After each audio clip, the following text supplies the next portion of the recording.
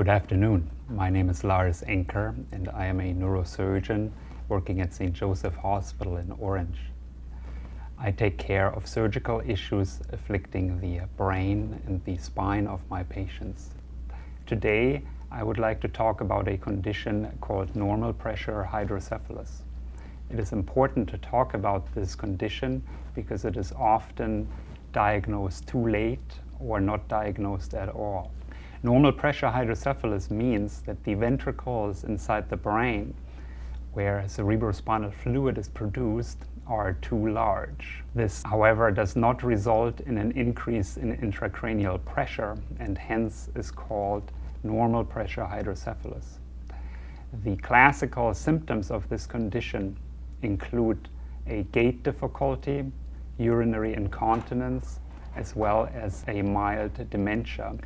This type of hydrocephalus does not include headache, nausea, or vomiting that can be seen with conditions increasing the pressure within the head.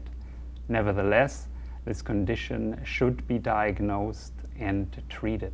The gait difficulty typically consists of a shuffling gait in which the step length is significantly reduced and the stance is much wider than usual and the toes point outward.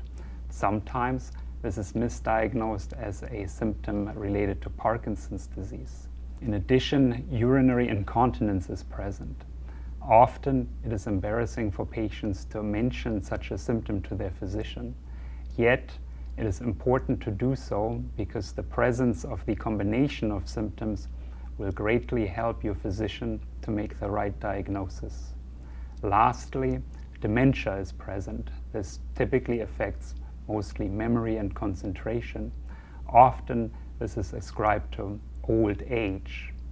Yet this is one of the few kinds of dementia that can actually be effectively treated and sometimes cured.